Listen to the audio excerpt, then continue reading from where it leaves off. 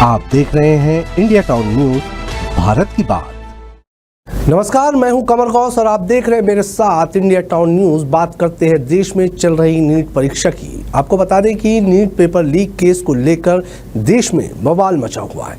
इस बीच झारखंड से एक बड़ा अपडेट सामने आया है।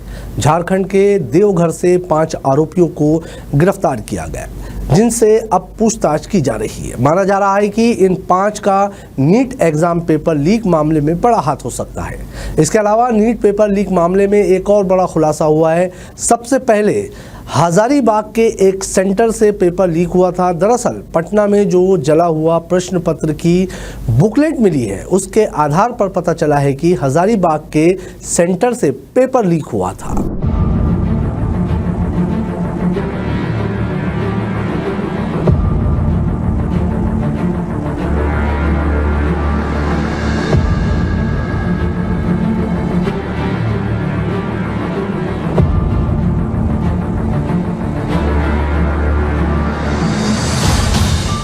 नीट पेपर लीक के आरोपी सिकंदर यादवेंद्र ने अपने कबूलनामे में बड़ा खुलासा किया है। उसने 30-32 लाख रुपए में अमित आनंद और नीतीश कुमार से पेपर खरीदा था, जिसके बाद उसने समस्तीपुर के अनुराग यादव, दानापुर पटना के आयुष कुमार, गया के शिवानंद कुमार और रांची के अभिषेक कुमार को पेपर 40-40 लाख में बेचा था।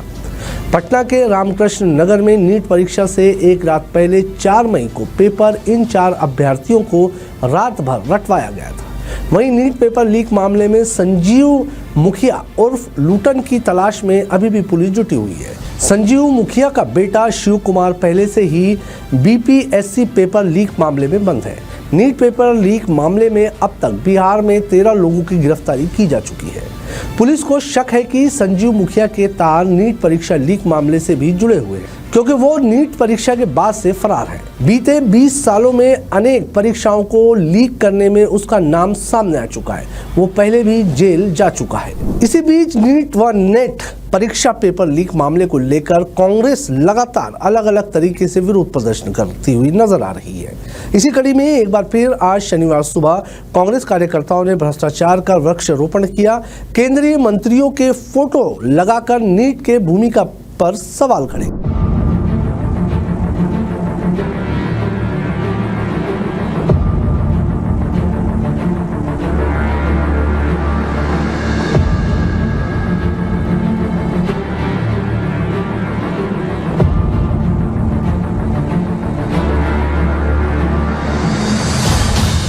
प्रदेश कांग्रेस के संभागीय प्रवक्ता विवेक खंडेलवाल और गिरीश जोशी का कहना है कि नीट परीक्षा में पेपर लीक कांड के कारण 24 लाख विद्यार्थियों का भविष्य दांव पर लग गया है। जो एजेंसी एनटीए देश की कई भर्ती परीक्षा करवाती है, उसकी भूमिका बड़े सवालों के घेरे में है। इस साल 5 मई को हुई नीट परीक्षा के जून को आए परिणाम में 67 बच्चों को 100% नंबर हासिल हुए, जबकि विगत वर्ष केवल 2 बच्चों को इतने नंबर हासिल हुए। वहीं 1563 विद्यार्थियों को ग्रेस मार्क्स दिए गए।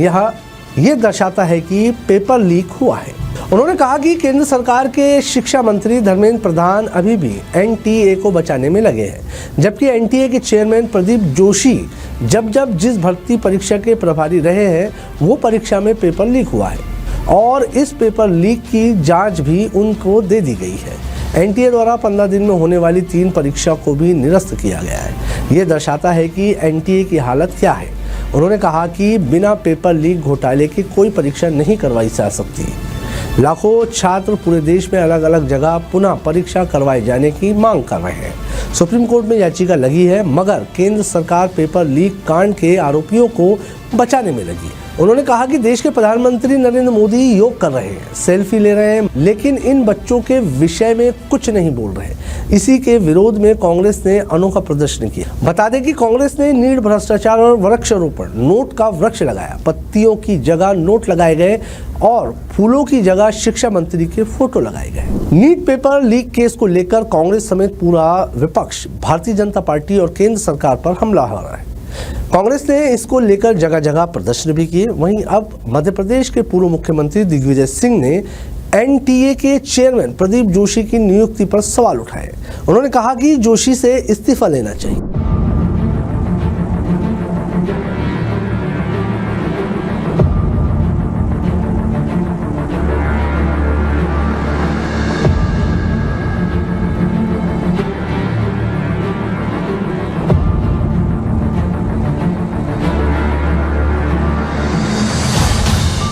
दिग्विजय सिंह ने कहा कि प्रदीप जोशी जब Madhya Pradesh public service commission अध्यक्ष बने तो यहाँ परीक्षाओं में गड़बड़ी होनी शुरू हुई। पेपर लीक हुआ, छत्तीसगढ़ गए तो वहाँ पेपर लीक हुआ, यूपीएससी गए तो वहाँ शिकायतें आने लगी। अब जोशी एनटीए चेयरमैन है। बीजेपी ऐसे ही लोगों को चुनती है जो खाए, खिलाएं और मनमर्जी से अपना काम करें। एचआरडी मिनिस्टर ने एनटीए चेयरमैन से कुछ नहीं कहा, आप इस्तीफा मत दीजिए, कम से कम उनसे इस्तीफा ले लीजिए, लेकिन मिली भगत है। दिग्विजय सिंह ने आगे कहा, जब मैं मुख्यमंत्री था तो राज्यपाल भाई महावीर ने प्रदीप जोशी को योग्यता न होने के बावजूद जबलपुर के रानी दुर्गावती विश्वविद्यालय में प्रोफेसर बना दिया। हमने विरोध किया, लेकिन केंद्र में बीजेपी सरकार थी, अटल जी प्रधानमंत्री थे, इसलिए कुछ नहीं हो सका। पूर्व सीएम दिग्विजय सिंह ने कहा, पीएम मोदी कहते थे ना खाऊंगा ना खाने दूंगा, लेकिन देश में अब अनेक घोटाले हो रहे हैं, लेकिन प्रधानमंत्री नरेंद्र मोदी ने ना तो जांच बिठाई ना एक लफ्ज कहा। मध्य प्रदेश में भी ऑनलाइन जितनी भी कंपनी को ठेका दिया जाता है, अधिकांश मैं तो कहूंगा 100% ब्लैक लिस्टेड कंपनी को दिया जाता है, क्योंकि वो घपला करने में माहिर है। और घपला करने में माहिर जो है उन्हीं को तो भारतीय जनता पार्टी सरकार को व्यक्ति चाहिए जो खाए और खिलाए। बात यही है, आज इस देश को जिस मानसिकता से हमारे देश के सांप्रदायिक सद्भाव को जिस प्रकार से देश के हमारे विभिन्नता की एकता को ये बिगाड़ रहे हैं। आपको यहाँ ये भी बताते चले कि आज दिल्ली में नीट के कुछ छात्रों ने कांग्रेस नेता राहुल गांधी से मुलाकात की और अपनी परेशानी बताई, जिस पर राहुल गांधी ने उन्हें इंसाफ दिलाने की बात कही। नीट पेपर लीक को लेकर कांग्रेस नेता राहुल गांधी से आज नीट के छात्र मिले। मुलाकात के दौरान पूर्व कांग्रेस अध्यक्ष राहुल गांधी ने छात्रों से कहा कि मैं युवाओं को आश्वस्त करता हूं कि अन्याय के विरुद्ध उनके साथ हूं। वे मुद्दे को संसद में उठाएंगे, साथ ही वे सभी छात्रों के साथ खड़े हैं।